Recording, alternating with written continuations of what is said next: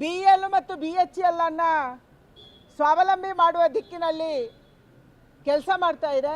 ಇದನ್ನು ಸಹಿಸಿಕೊಳ್ಳಕ್ಕಾಗದೇ ಕಾಂಗ್ರೆಸ್ಸು ಇವತ್ತು ಅನವಶ್ಯಕವಾದಂಥ ಆರೋಪಗಳನ್ನು ಉರಿಯ ಘಟನೆ ನಡೆದಾಗ ಅದರ ನಂತರ ನಾವು ಪಾಕಿಸ್ತಾನಕ್ಕೆ ನುಗ್ಗಿ ಹೊಡೆದಂಥ ಸಂದರ್ಭದಲ್ಲಿ ಕೂಡ ಪ್ರಶ್ನೆ ಮಾಡಿದರು. ಇವತ್ತು ಪ್ರಶ್ನೆಯನ್ನು ಮಾಡ್ತಾ ಇದ್ದಾರೆ. ಮತ್ತು ಕರ್ನಾಟಕ ರಾಜ್ಯದ ಮುಖ್ಯಮಂತ್ರಿ ಯುದ್ಧವೇ ಯಾಕೆ ಬೇಕು, ಯುದ್ಧ ಯಾಕೆ ಮಾಡಬೇಕು ಅಂತ ಕೇಳಿದರು. ಜಮೀರ್ ಖಾನ್ ಅವರು ನಾನೇ ಬಾಂಬ್ಗಳನ್ನು ಎತ್ಕೊಂಡು ಹೋಗ್ತೀನಿ, ನನಗೆ ಬಾಂಬ್ ಕಟ್ಟಿ ಅಂತ ಹೇಳಿದರು. ಇವತ್ತು ಇನ್ನೊಬ್ಬ ಶಾಸಕ ಇನ್ನೊಂದು ಹೇಳ್ತಾರೆ, ಒಬ್ಬೊಬ್ಬರು ಕೂಡ ಒಬ್ಬೊಬ್ಬ ಮಂತ್ರಿ ಇಲ್ಲಿ ಒಂದೊಂದು ಹೇಳಿಕೆಯನ್ನು ಕೊಡ್ತಾರೆ.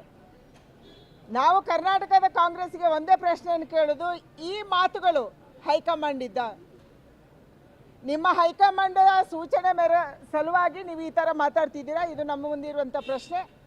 ಇವತ್ತು ಭಾರತದ ಸೈನಿಕರಿಗೆ ಯಾರು ಪಾಕಿಸ್ತಾನದ ಒಳಗೆ ಹೋಗಿ ಭಯೋತ್ಪಾದಕರನ್ನ ನುಗ್ಗಿ ಹೊಡೆದಿದ್ದಾರೆ, ಅವರಿಗೆ ಅಪಮಾನ ಮಾಡುವಂಥ ಕೆಲಸವನ್ನು ಕಾಂಗ್ರೆಸ್ ಮಾಡ್ತಾ ಇದೆ. ನಾವಿದನ್ನು ಸಹಿಸಲ್ಲ.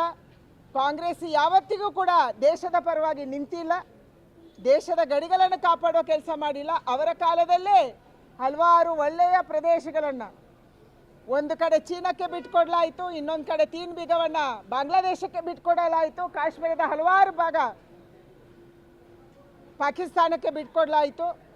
ಇವತ್ತು ಯಾವ ಮಾತನ್ನು ಕಾಂಗ್ರೆಸ್ ಹೇಳ್ತಾ ಇದೆಯೋ ವಾಪಸ್ ಅವರು ಒಂದು ಸಾರಿ ತಿರುಗಿ ನೋಡ್ಕೋಬೇಕು. ಅವರ ಕಾಲದಲ್ಲಿ ಅವರು ಏನು ಮಾಡಿದರು, ಇದನ್ನು ತಿರುಗಿ ನೋಡುವಂಥ ಕಾಲ ಬಂದಿದೆ. ಅದಕ್ಕಾಗಿ ನಮ್ಮ ಸೈನಿಕರ ಬಗ್ಗೆ ನಮಗೆ ಹೆಮ್ಮೆ ಇದೆ, ನಮ್ಮ ಟೆಕ್ನಾಲಜಿ ಬಗ್ಗೆ ನಮಗೆ ಹೆಮ್ಮೆ ಇದೆ.